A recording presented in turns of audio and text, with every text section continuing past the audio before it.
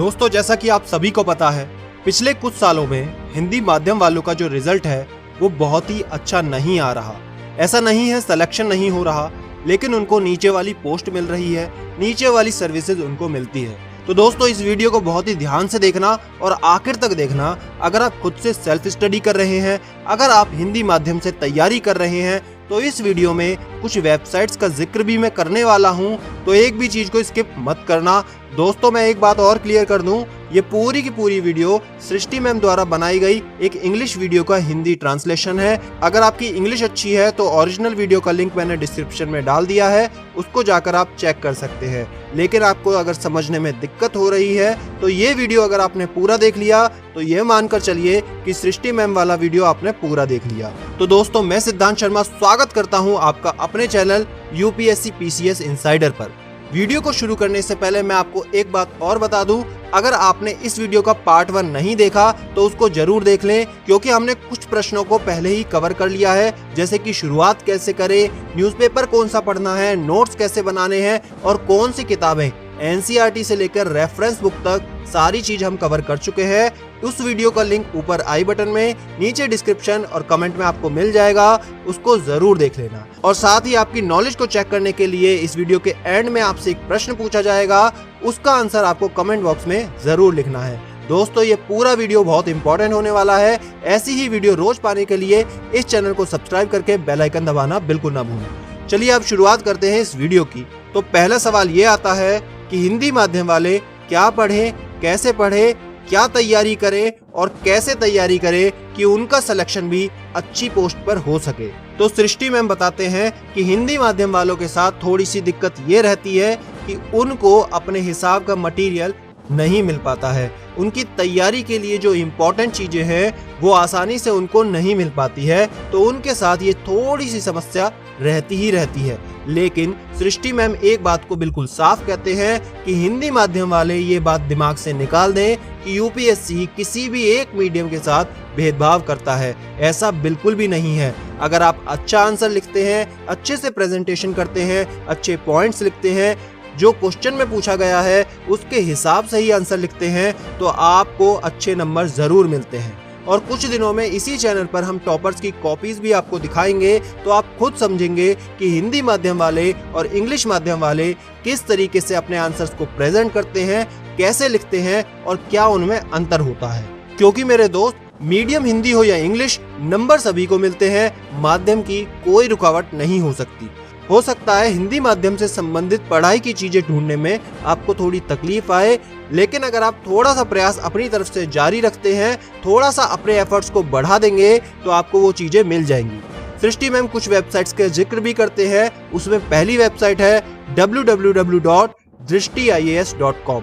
इस वेबसाइट के लिए उन्होंने बताया कि ये बहुत ही अच्छी वेबसाइट है और बहुत सारा हिंदी मीडियम वालों के लिए मटेरियल आपको यहाँ पे उपलब्ध हो जाता है। और साथ ही एक और वेबसाइट है www.gshindi.com। इस वेबसाइट पर भी हिंदी माध्यम वालों के लिए बहुत सारा मटेरियल प्रचुर मात्रा में उपलब्ध है। इस सब के साथ में एक और वेबसाइट आपकी हेल्प करेगी, www.afpias.com। ये वेबसाइट भोपाल के ही एक टीचर की है। टीचर का नाम है विजय अग्रवाल। ये भी हिंदी माध्यम अभ्यर्थियों के लिए बहुत सारी चीजें उपलब्ध कराते हैं। इस तरीके से अगर आप खुद भी सर्च करेंगे, खुद भी अपने स्तर पर जांच करोगे, तो आपको काफी चीजें मिल जाएगी। और साथ ही एक बात का ध्यान रखना, आंसर राइटिंग की प्रैक्टिस जरूर करना और टेस्ट सीरीज को ज्वाइन करना बिल्कुल भी ना भूले। और साथ ही सृष्टि मैम ने एक जबरदस्त बात बताई कि जैसा कि हम सभी को पता है, दिल्ली में यूपीएससी से संबंधित बहुत सारा मटेरियल आपको मिल जाता है, तो दिल्ली के काफी सारे फोटोकॉपी वालों के नंबर इंटरनेट पर उपलब्ध है। आप उनसे फोन पर बात करके जो मटेरियल आपको चाहिए वो आप मंगवा सकते हैं। अगर हिंदी माध्यम वालों को अच्छे नंबर लाने हैं, अच्छे अंक लाने हैं, तो माध्यम उनके लिए रुकावट नहीं हो सकता। हाँ, हो सकता है आपकी थोड़ी सी मेहनत ज्यादा हो चीजों को जुटाने के लिए, लेकिन अगर आप ये कर गए तो आपके नंबर अच्छे से जरूर आएंगे। इसके साथ मैं एक बात और जोड़ दूं कुछ दिनों में हमारी खुद की एक वेबसाइट www.cdmaniainfotainment.com आपके लिए उपलब्ध हो जाएगी। हिंदी माध्यम वालों के लिए वहां भी सारी चीजें उपलब्ध हो जाएगी। अभी इस वेबसाइट पर कुछ चीजें डाल दी गई हैं, कुछ चीजें डालनी अभी बाकी हैं। और सबसे बड़ी बात, पूरे भारत की पहली वेबसाइट होगी जहां पर आपको किसी भी चीज का कोई भी पैसा नहीं लिया जाएगा। सारी की सारी चीजें फ्री में उपलब्ध कराई जाएगी। तो दोस्तों, कुछ दिनों का वेट जरूर कर लें और इन सारी वेबसाइट्स को एक बार जरूर एनालाइज करें। अगला जो सवाल आता है वो आता है अपनी तैयारी को प्लान कैसे करना है और यूपीएससी के हिसाब से अपने टारगेट को कैसे सेट करना है।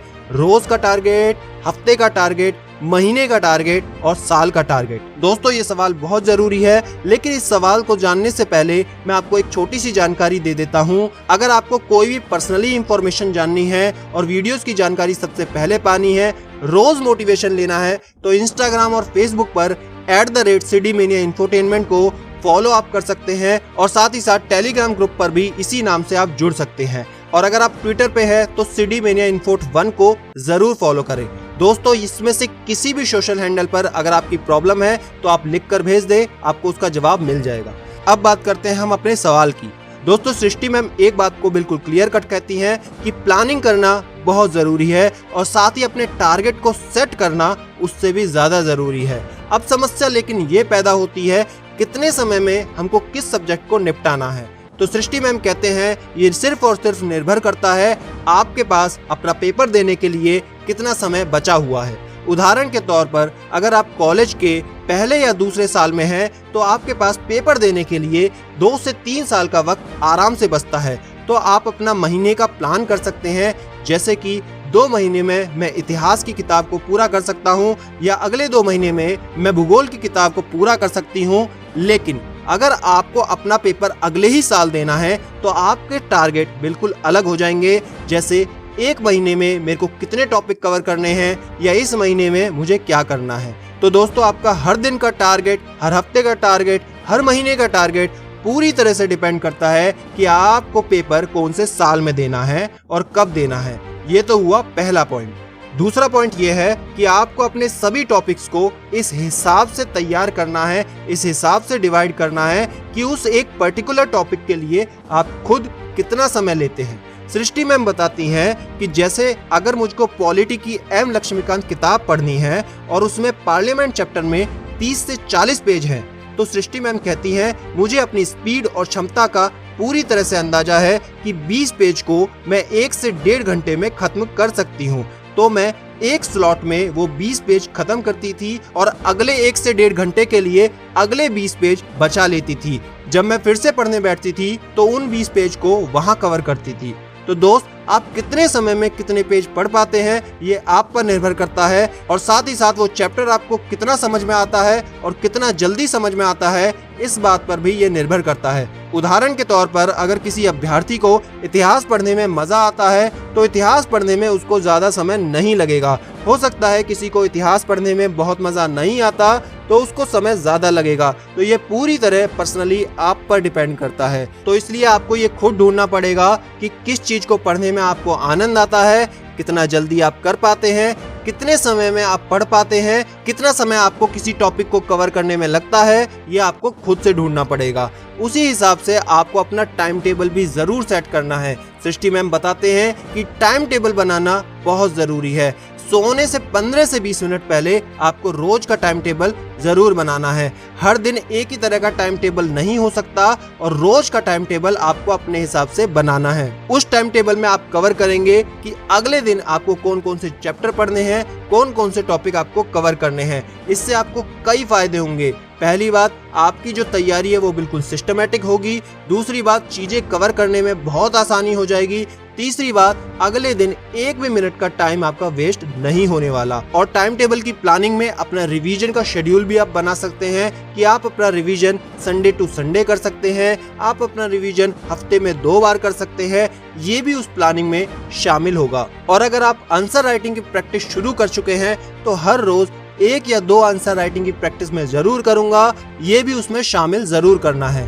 तो प्लान बनाना पूरी तरह से निर्भर करता है आपकी पर्सनल चॉइस पर, आपकी खुद की स्पीड पर, कितना आपके समझने की क्षमता है इस बात पर, किस सब्जेक्ट में आपका इंटरेस्ट है, किस सब्जेक्ट में आपका इंटरेस्ट नहीं है और कौन सा टॉपिक कितने नंबर का एग्जाम में आने वाला है। इन सब चीजों को ध्यान में रखकर आपको अपनी प्लानिंग बनानी है।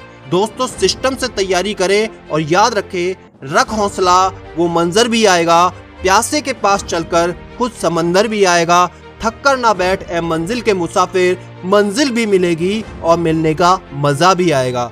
दोस्तों, आराम से धैर्य पूर्वक सिस्टम से तैयारी करोगे तो तैयारी भी अच्छे से होगी और आपको कोई घबराहट भी नहीं होगी। दोस्तों, इस वीडियो के पार्ट 1 का लिंक ऊपर आई बटन, डिस्क्रिप्शन और कमेंट में सबसे ऊपर दिया गया है, उसे देखना बिल्कुल ना भूलना। और आज का ये सवाल है कि यूपीएससी की मुख्य परीक्षा यानी मेंस में कितने पेपर होते हैं और ये कौन कौन से होते हैं, इसका उत्तर आपको नीचे कमेंट में लिख कर जाना है, डिटेल में बताना है। अगला पार्ट में हम कवर करेंगे कि आपको टेस्ट सीरीज कैसे ज्वाइन करनी है, कब ज्वाइन करनी है, कोचिंग जाना है या नहीं जाना है, स्कूल में है तो कैसे तैयारी करनी है। ये सारे सवाल हम अगले पार्ट में कवर करेंगे। वो वीडियो आपसे बिल्कुल भी मिस ना हो, इसलिए चैनल को अभी सब्सक्राइब कर लो और बेल आइकन दबाना बिल्कुल ना भूलें। दोस्तों, ये वीडियो अभी तक देखी है और पसंद आई है तो लाइक करना बिल्कुल ना भूलें और उन सभी अभ्यर्थियों के साथ शेयर कर दे जो तैयारी कर रहे हैं। बहुत जल्द मिलते हैं हम अगली वीडियो के साथ में। तब तक के लिए बी हैप्पी, स्टे मोटिवेटेड।